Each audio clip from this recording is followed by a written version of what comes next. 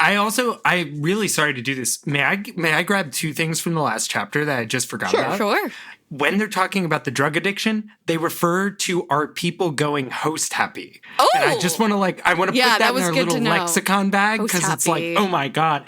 And then the other thing is she shoots, way back when, she shoots the person she rode on as an ant. And it's such a femme fatale moment. It's like, thanks for the ride, big fella. And she shoots him. And she even says something like, thanks for the ride, I guess, like in the text. Oh, that's somewhere. awesome. I just thought it was amazing. In 1996, Scholastic began publishing Animorphs. Over the next 6 years, Katherine Applegate and her husband, Michael Grant, under the pseudonym K.A. Applegate, produced 54 main series books, several spin-offs, and inspired a TV series, graphic novels, and a cult following. We can't tell you where we live. We can't even tell you our last names. But we can tell you our thoughts and feelings on this series, book by book. I'm Miranda. I'm Eddie. And I'm Chris. And we are... the Anidorks.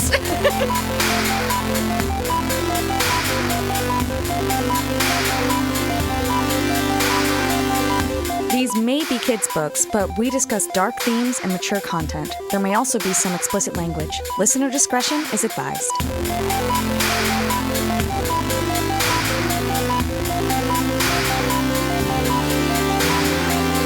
Still alive in chapter 25. Chapter 25. Rachel locates the confiscated instant oatmeal in a shed guarded by 4 Hork-Bajir, only 50 feet from the Yeerk pool. She's ready to attack the shed, but she's used to working alongside someone with a plan. A big picture person like Jake or Cassie. Once she wipes out the guards, seizes the oatmeal, how is she going to get it into the Yeerk pool without first getting herself killed? An alarm goes off. Controllers of all kinds begin running towards the office where Rachel left those 3 unconscious controllers. That's why you hide the bodies. One of the controllers, a human man, notices that Rachel is just observing, not really hurrying like the others. And so Rachel zaps him with her Draken beam before he can, I love the solution to all of her problems, before he can draw suspicion onto her, yelling instead that the now unconscious human was in fact an Andalite bandit. Rachel walks away from the crowd that forms around the unconscious controller and bumps into Cassie! She's alive! They're just about to start forming a plan together when suddenly a bug fighter arrives. Visser 3 is here.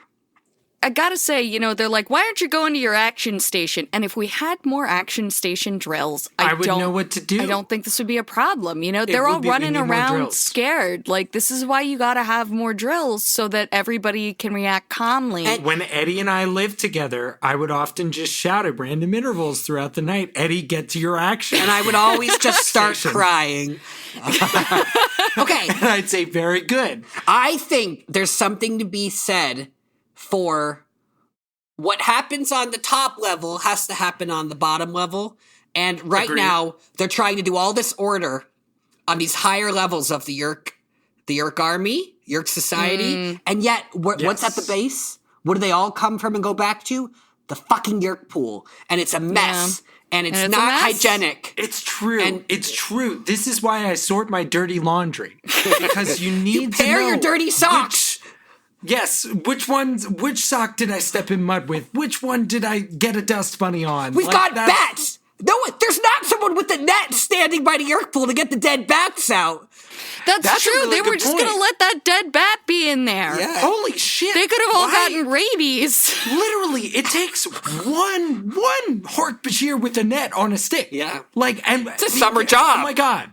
We're creating jobs here, people. We're creating jobs. Let it go. What if sometimes someone gets a dead bat in their ear? It's a real schlip schlorp ooze down economy. Yeah. If you know what I'm saying. I bet they don't ever flush the Yeerk pool. I don't think. Oh my God. You got to take it out, empty it, and fully acid scour it at least once every 2 years. Power wash it. Your cat.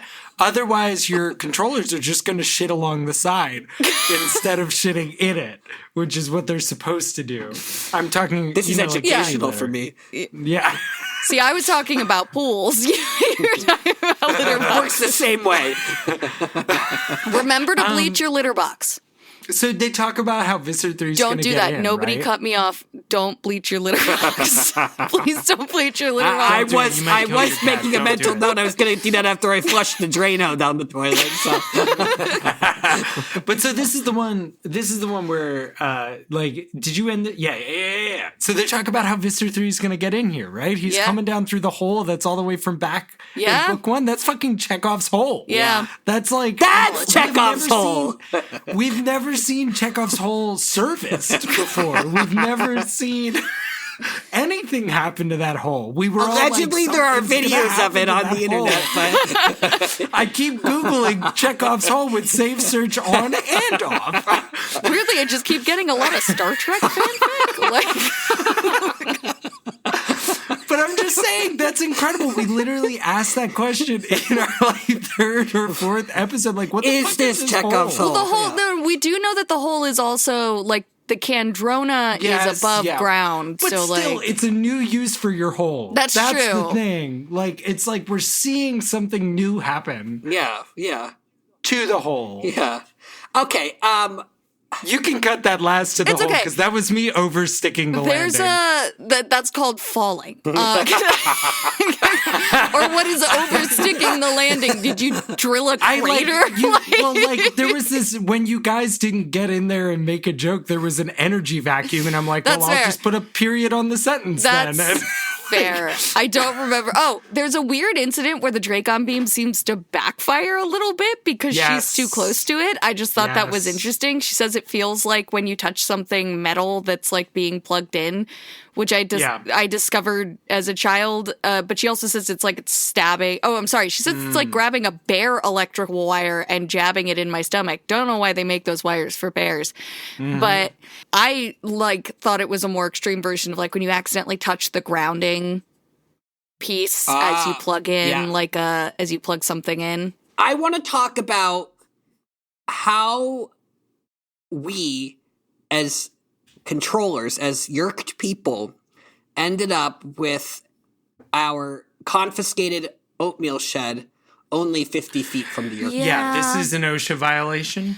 This is... Well, I mean, this is bad. It could have originally been housing other things that were not so dangerous. And they just had to do an emergency. Well, that's just fun for voluntary controllers. Everybody. You know what I mean? Yeerks go in through the ear, not the nose. Yeah, there's no problem. We learned that they have administration buildings down here. Well, I mean, it's right? quite so an they're operation. working on this. They know the problems exist. We just talked about the freaking rabies thing with the bats in the pool and no net. They also have a motor pool. I want to go back to that real quick because that was last chapter too that I didn't think about. Well, where else are you going to park your cars, Miranda? How are they getting them out?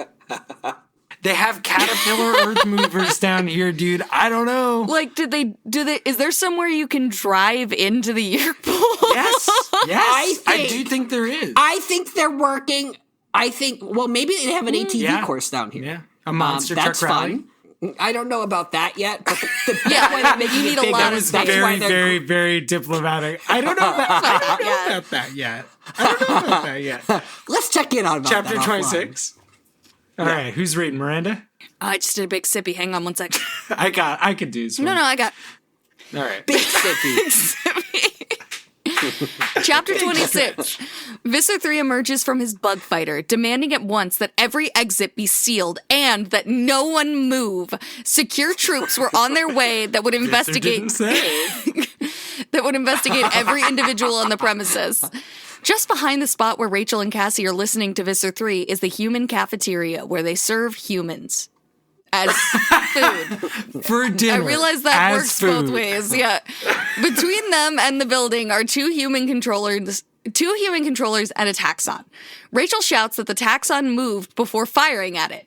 That's an andalite, she screams. I love that sitcom, Two Human Controllers and a Taxon in a Pizza Place. That was one of my favorite sitcoms growing up. Then she zaps the two human controllers as well. Rachel and Cassie sprint into the cafeteria while Visser 3 demands to know who is defying him. They find Marco in a food pantry, already in gorilla morph, eating a banana. They catch him up on the situation. Gorilla Marco decides that if the shed with the instant oatmeal is just behind the cafeteria, why should they go all the way around the building when their morphs could just as easily smash directly through the wall? Yeah, this chapter is amazing. It all happens so fast. It's really all just there in the text. She gives Marco the Dracon beam, and she says, "Hold this, I'm morphing." And I need that, like, on a like. That's the mug I want to give to people. Like, that's the mug I want around the office. It's like, "Hold this, I'm morphing." Hold this, I'm morphing is really good, especially like because hold my beer was a thing for a while. Yeah, but I don't want to like go. I don't want to like fabricate that moment. I actually kind of prefer hold this, I'm morphing. Yeah, like that's I like that better. That's just really good. I have two things. She says that's an Andalite after shooting the taxon, right? And then she just seemingly manages to shoot the two human controllers. No one turns around because I guess they're not allowed to. I don't know. But don't you think? Yeah. Don't you think someone would peek? Yeah, because they're like, where'd that girl go? And then she's like, just run. She says, don't run. She's like, I have to try to act like I'm not fleeing the scene. And then she hears, well, find her. And I'm like, that's... I think I also really love Visser's appearance on the scene because everything he says ends with an exclamation point. Everything he says here feels like it's going to be a direct lyric, like seal every exit, no one move. Yeah, not a single twitch. Do you hear me? Yeah, I have secure troops coming down until they check you. No one moves. I don't know, some sort of tune. But oh my god, it's also epic. It's going to be so epic. Yeah, but also this is like that one episode of Rugrats we mentioned about how the kids imagined an office. Like, for some reason, that's also what I thought of. And I was like, why is that coming up? Like, that's for you, Steph. But why is Visser 3's solution to have everyone freeze, not move? Like, it's only Visser 3 would do. Tracker taxons or something coming, and he's gonna sniff everybody. weirdest game of Simon Says ever. Yeah, weirdest game. And my other thing is another thing we missed earlier, and this will also be referencing a previous episode. But I'm pretty sure that they say so. Do the Yeerks always enter through ears? Because I think that they implied that taxons have ears, and I want to know. Yeah, we've never heard about taxon ears, but it's new. It's new. But presumably they could enter through anything that, like, has a line to the brain. So, like... Miranda, can you... And the taxon's never clenching because they're voluntary Never clenching. Miranda, can you make, like, how do they wear earrings for taxons like you did the hats? Oh! Like, you remember? Yeah. Can you make, like, can we revisit that meme? Yeah. Do you think they have earlobes? That's what I want Miranda to explore. Yeah, ear holes. Yeah, you'll see it. You'll see it on our blue sky. Okay, I was proud of that. 27. Okay. Yeah, I'm gonna read this one. Rachel morphs into an elephant, briefly becoming a nightmare Pinocchio, as her nose melds with her upper lip to form a rope, a cable, a massive octopus tentacle capable of ripping trees out of the ground. She nearly impales young Marco with her tusks sprout. When her tusks sprout. Miranda, edit that. Yep.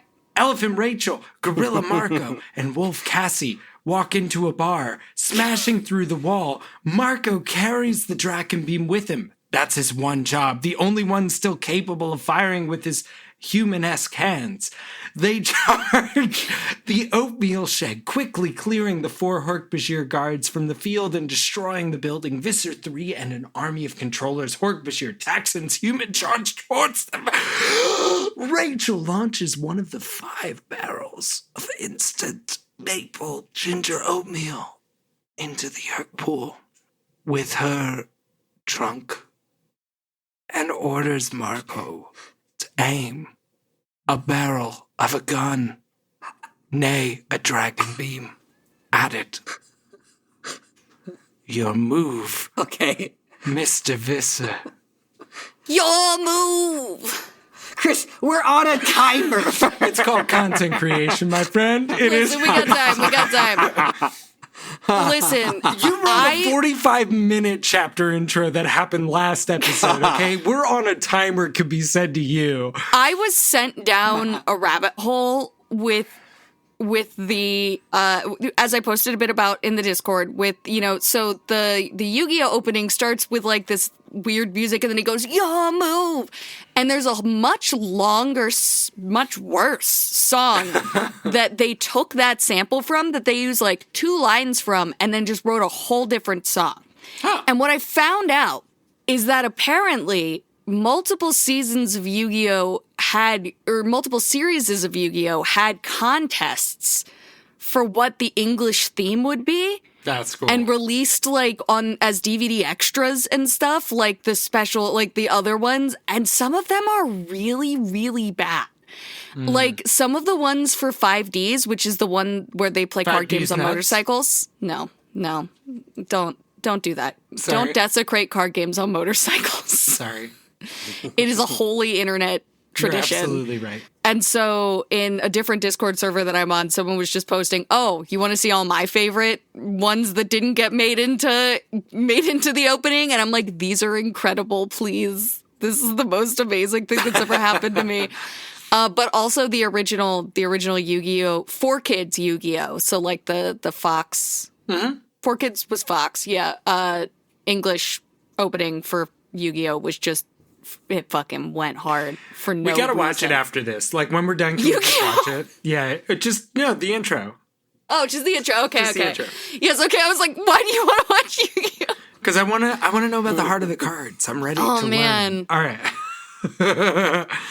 My favorite Yu-Gi-Oh! Fun fact is that the manga is not about card games. Because he's the king of all games. Wow. So, like, he shows up and he does, like, he has, like, death games with people. Wow. He's like, it's really hardcore. You mean, like, Russian roulette or Turkish slots? Like, knife. That's the Sam Hathaway joke. Like, that's a funny joke. 5-finger fillet and shit like that, where it's like, every time you lose, you have to, like, throw a knife and, like, things like that. But for the anime, they really wanted to sell a children's card game. So That's amazing. Quick note on Turkish slots. I remember it as a Sam Hathaway joke. Richard listens to this podcast, Sam's relative. But I want to say the way he described Turkish slots, it's Russian roulette, but instead of a single bullet, it's 5 bullets and 1 empty chamber. Oh, nice. Yeah. For when you really want to feel something. Yeah. Death. Speaking of revolvers, though, Rachel has a line here in chapter 27 about dueling. Yes. Yeah, about picking your morph is like... She did, but she's like... She says something that, like, old school duels were, like, cool. You pick your weapon and you go off in the morning. It's very civilized. It's like a proper ceremony. And now... these modern duelists always seem to slaughter some innocent bystanders, and I'm like, that's not a duel. Like, that's fundamentally not a duel. I think probably gun violence at schools in America. Yeah, that's not even necessarily wild. Just schools, but like America's just gun violence. Known for gun violence. It's true, but to compare them to duels. Yeah, that's where I'm like, I think you lost the thread a little here. It's like when we got the Civil War comparison earlier, and I'm like, well. Yeah. Oh, also, there's a weird moment where they drop the Draken beam and they act like it's going to be a thing for a second. They really did. Where it's under Rachel, and Marco dropped it when he dodged her tusk. And they're like, oh no, we dropped the Draken beam. Marco, grab it. And then he just does. And it's like not a thing. It's just like... Yeah. It's almost like something you would do to remind the reader that Marco's holding the Draken beam, but he just picked it up. So why... Yeah, it was a funny moment. Chapter 28. Chapter 28? Yep. Is it back to me? Stop! Visser 3 orders his controllers. All right, I just thought you were going to read this one. He comes forward through his army to negotiate with Rachel. There are about 1,000 Yeerks in that pool. If that barrel of oatmeal is destroyed, maybe half of them, 500 Yeerks, will be lost.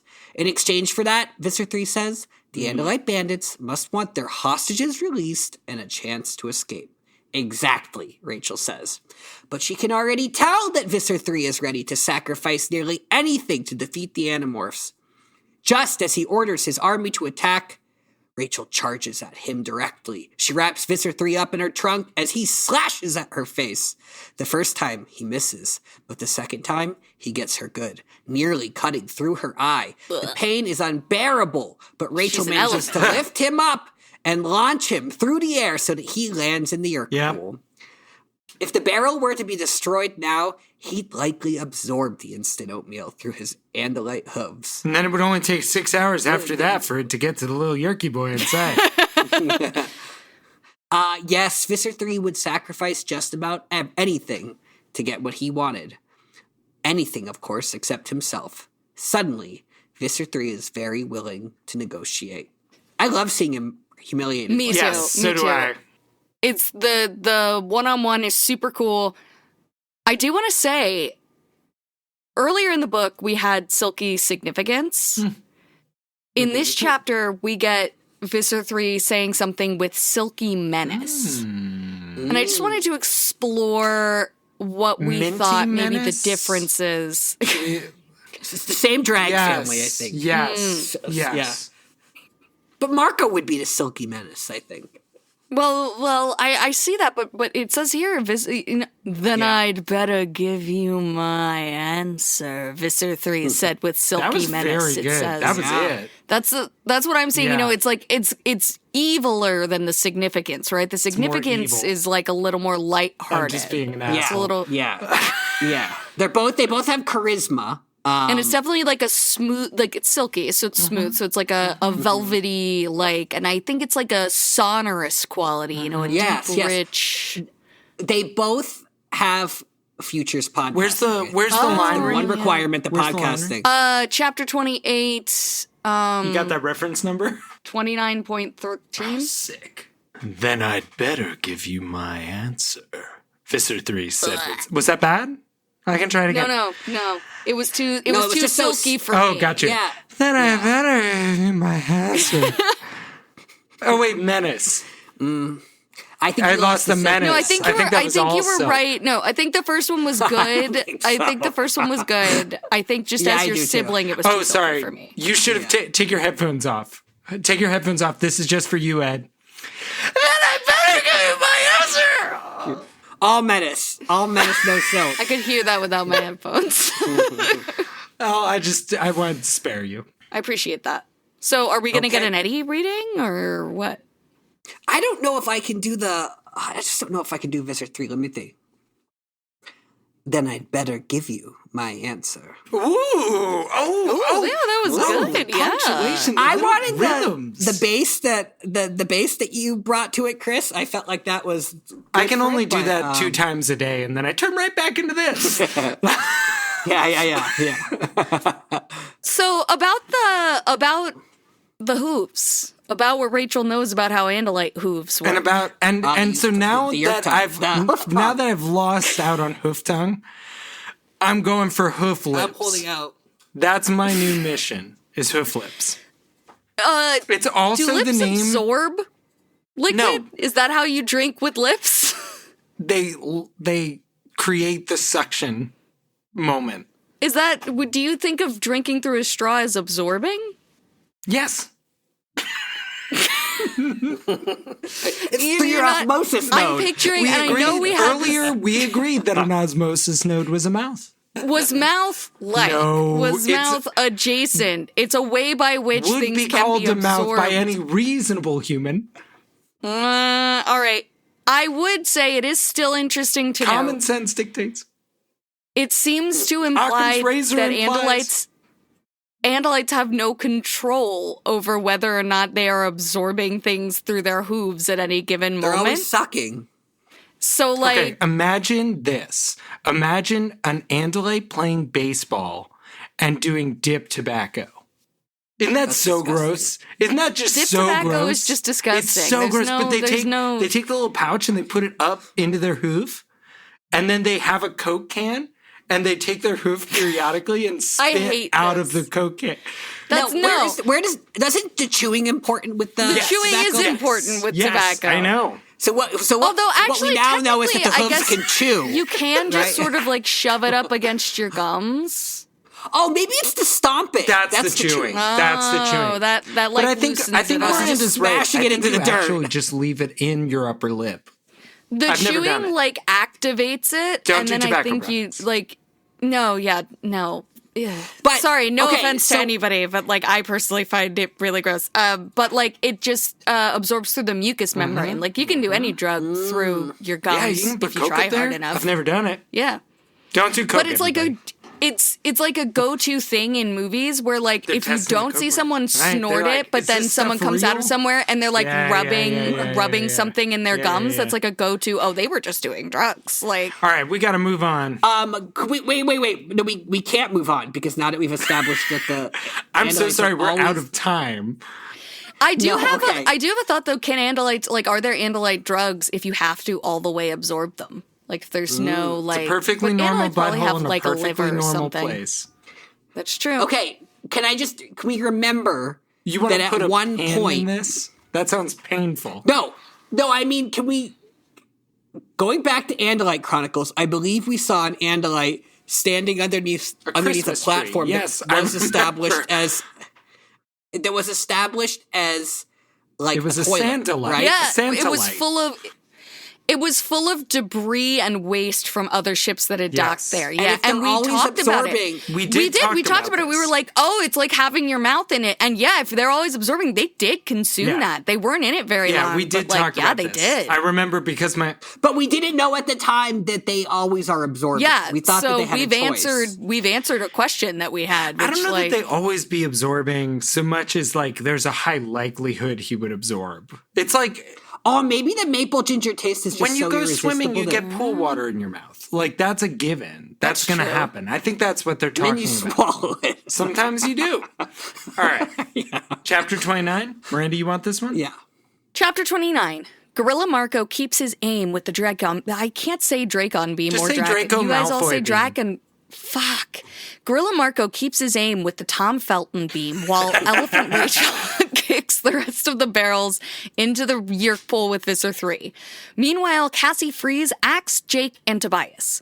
Then everyone climbs the stairs of the exit. Marco's aim on the Yeerk pool the entire time. Then Visser 3 begins to morph. Tobias has already returned to Red-Tailed Hawk, hidden behind Rachel's elephant body, and sees it from afar. If V3 morphs, he'll no longer be susceptible to the maple ginger instant oatmeal. Marco fires, destroying one of the barrels. Chaos breaks out among the controllers. Elephant Rachel begins to pass out on the stairs from a loss of blood. She and Jake both begin to demorph, risking their true identities being exposed. "Leave me," Rachel cries to her friends. She tells Gorilla Marco to pick up Jake and run. But Hork-Bajir are now charging down the stairs from above, approaching Axe at the Animorphs' front line. The backup the Visser 3 had promised was on the way. And the Visser himself was successfully morphed into a pterodactyl-like creature covered in quills. He soars toward the stairs behind the kids. They're surrounded. But Rachel realizes that just 10 feet ahead of where the Animorphs stand, the staircase enters solid rock and earth. Visser 3 will never be able to follow them there in his current morph, but the Hork-Bajir are already reaching that spot themselves. Rachel snatches the Draken beam from Marco, charges straight towards the Hork-Bajir. "Mole," she screams. "Mole!" Then she thumbs the power switch, aims directly at the ceiling, and fires. God. The earth comes crumbling down. You know, there are times... Such a good action unbelievable. sequence. It's an unbelievable scene. There are times when I... Mole!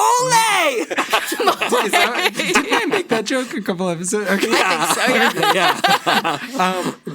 Just to show that I'm a little bit hungry and that I'm dyslexic as well, was directly up at the ceiling and fries is what I read. Ceilings come with fries now? It's a good deal. And ketchup.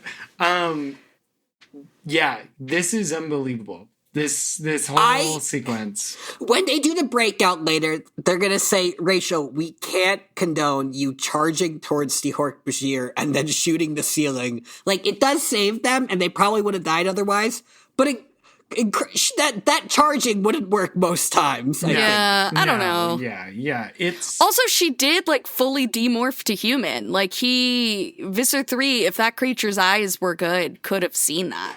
But with this moment, I think it's more of like one of those like it had to happen for the art to fully realize because all this book, Rachel has been falling to the earth, and now the earth is falling on Rachel. The world is falling on Rachel. I will also say it is the third instance of It's the third instance in the book of Rachel telling them not to chase after her. Yes, it is. Leave me. Yeah. Because she does it in the opening scene with Edelman when she goes in the water and she's like, don't do what I just did. And they're like, we didn't. That was dumb. And then it happens when she's falling as a bat. It happens when she's falling into the Yeerk pool. And then it happens here where she says, just leave me, take Jake and go.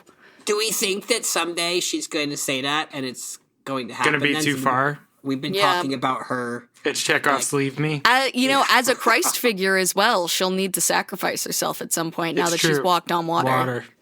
We Yeerk loop. Yeah. Which... And then return. Is actually in some ways more impressive because I imagine... Actually, I don't know how surface tension works. Let's move on. Point is, there's a new dinosaur morph, but... This is why we have to stop recording soon. But there's a new Visser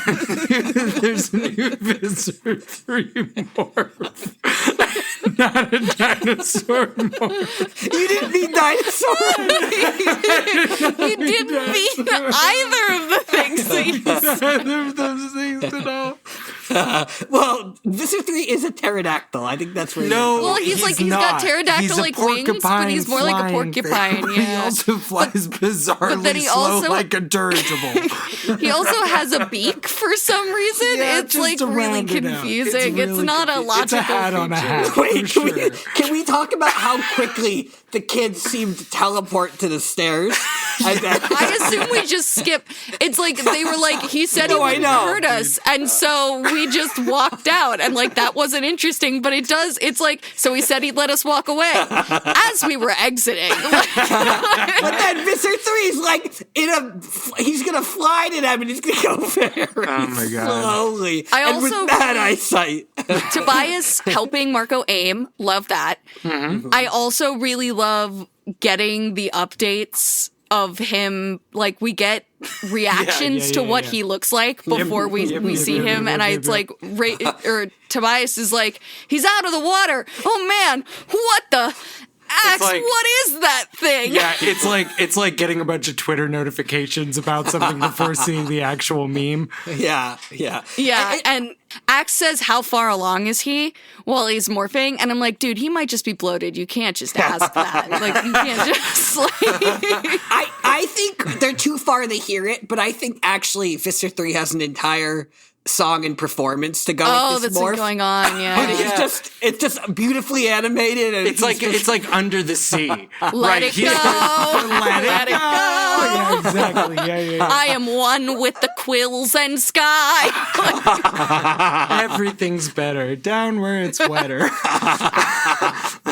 What's he doing? It seems like he's mouthing something. I want to just talk a little bit more about how much comes together, though. I know we talked about the falling and everything with the tunnels and this all this downwards gravity, and everything just feels as opposed to upwards gravity. The downwards trajectory, I guess, things falling. But I knew what you meant. People will refer. No, yeah. You got it. But everything feels pulled and has a ton of weight, and just to have that payoff here where it's actually the thing that, and it feels connected to death all book, and here it's actually the thing that saves them. So, yeah. It's also the falling is, I think, an apt metaphor for how tension works in this book too. In other books, there's a lot of ratcheting of tension and maybe more scenes of planning and such. Well, there's scenes of planning in this one, but once Rachel's in her flow, it's one thing to the next thing to the next thing, and there is no stopping. There was no discussion of should we. There was no discussion of what are we, what will we. It was just we're moving from thing to thing, and it was very Rachel. It was very Rachel. I also feel like it's worth connecting back to Rachel plummeting through the floors of her house too. Yeah, when she falling after hitting that tree in Megamorphs. Yeah. Yes. And getting amnesia. And also, I don't think she's the one who fell, but it's when the kid falls into the alligator. Alligator. Crocodile? Yep. Crocodile. Same animal to me. But no, I'm just For kidding. shame. into the enclosure. Yes. Yeah. Harambe. No. Sorry. The downfall of human society. It's insane. All stems from that moment. I agree 100%. I'm ashamed of us as a species. It's horrible. Is this my reading? I'll read it seriously. Yeah, I think it's you. Okay. What can you do when you're buried alive? Rachel asks the reader. You can either sit there screaming in blind idiot panic, or you can dig your way out. At least if you're a mole, you can. Rachel digs and digs as a mole, eventually having to demorph to human briefly mid-burrow just to reset her morph timer. Talk about wanting to scream, Rachel says. Somehow, they all survive, eventually all popping up out of the ground in the back. In the back cave, yeah. Sorry. Hold on, I got this. Popping out of the ground in the back cave from earlier. Even Marco and Cassie make it out, both of whom had to demorph from gorilla and wolf respectively before becoming moles. They all morphed to bats. It's just what happened. It's a simple summary of events. They all morph to bats, exhausted, and fly out of the cave. All of the other bats wake up too, and so they explode. It's like a child wrote this. It's like a 5-year-old. What are you talking about? It's like a book report. All right, all of the other bats wake up too, and so they explode out of the cave in a swarm of 100,000 bats. But before Rachel goes home, she has one small thing to do. We don't learn immediately about what that thing is, though she tells us. Maybe I have a soft spot for lunatics. When she arrives home, final. Fuck you. When she arrives home, I do it all the time. When she arrives home, finally, Rachel goes downstairs. Her mom wants to know where she's been all day. But then the phone rings. Apparently, George Edelman escaped from the mental institution, saved by a talking bear.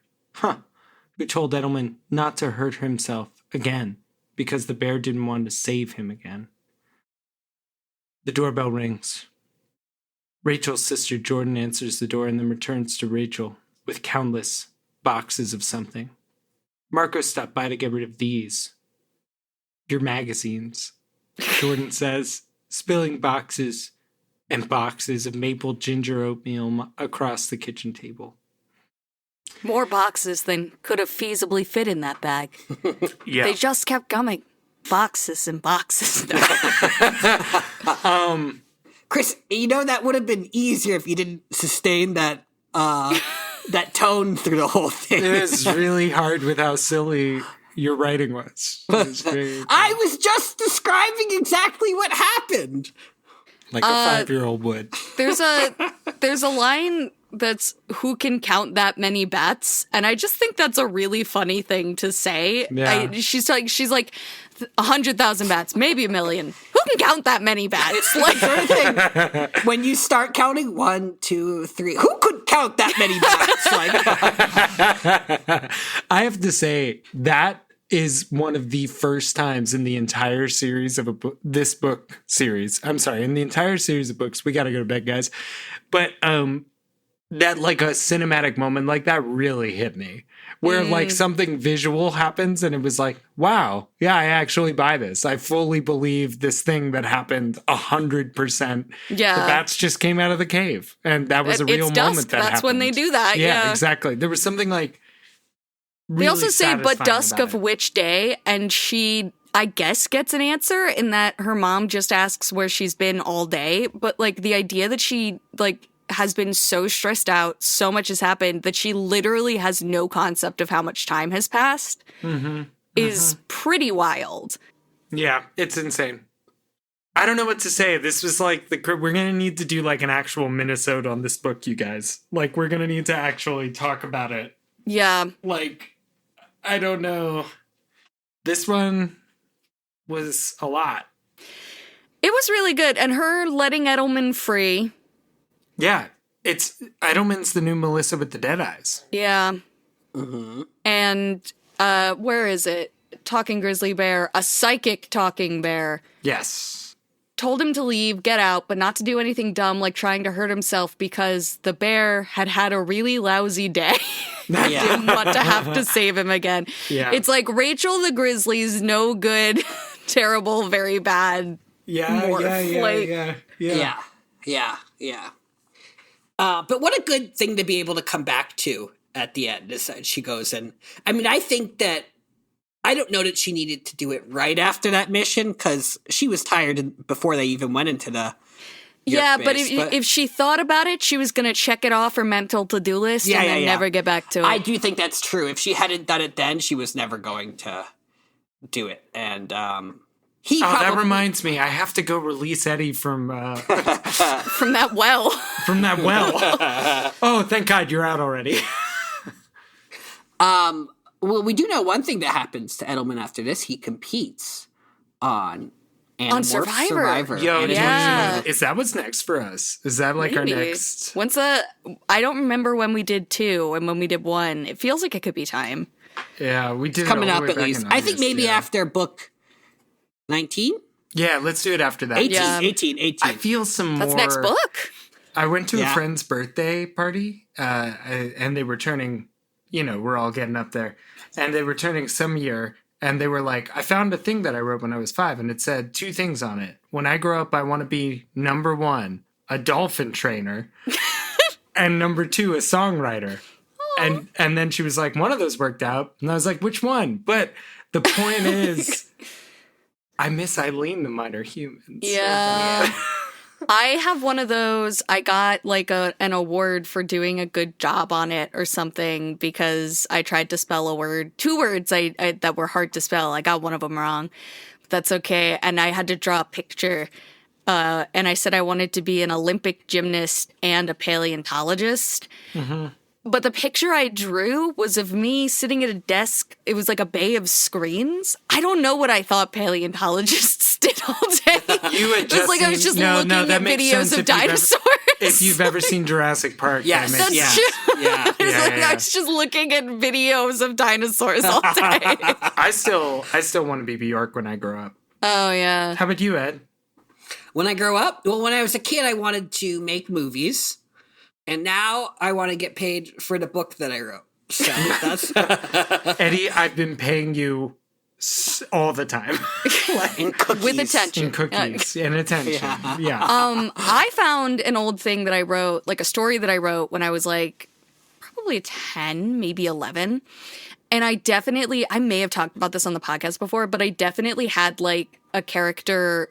There were just generic mean girl characters who were mean to the main character, and they like pushed her down, and this new girl in school came over and like she came over and helped her up. And she was like, I felt warm all over. Is this what it's like to have a friend? And I was like, girl, you're gay. Yeah, it's kind of like that. It's like, wait a second. Like, I couldn't look at her. It's like, not part of it. But it seems like more.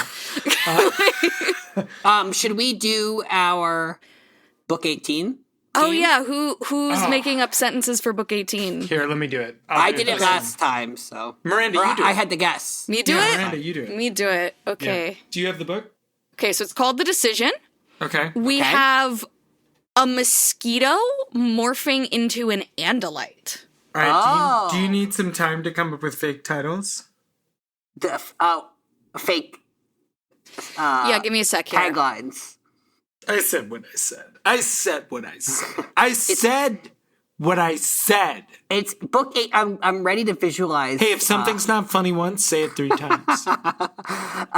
What's Axe? Is it Axe? We think it's Axe. I believe Axe it's has Axe. Miranda, you're thinking of jokes. Yeah, we'll cover for you. Axe has a big ass mosquito bite right on his tail, and he has like kind of a big red mark right on the tip of his tail. And is his tail sheathed? Not in this one, baby. Tail Unsheathed. out. Tail out. Okay, here's what we're gonna go with.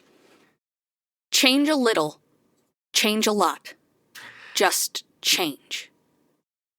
Change me a little, change me, marry me a little. All right. This time, they're out for blood. Ha! You never know what you'll find when you look close enough. Oh my God. It's like totally that last one, but I'm going to go with the second one. I'm going to go with the last one, too. It's change a little, change a lot, just change. What? Fun fact, I forgot the third one I made up and made the last one up on the fly.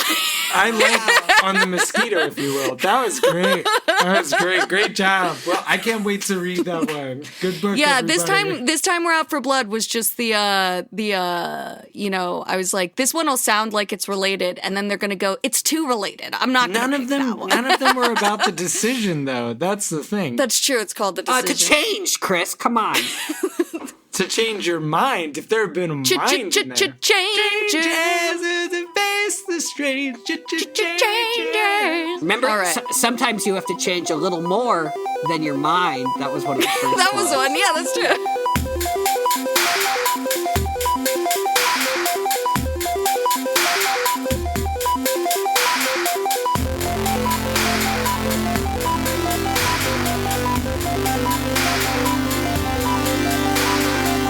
Thanks for listening to Anidorks. We'll be back soon with lots more to say. Until the Andalites return, or at least until next time. See you soon!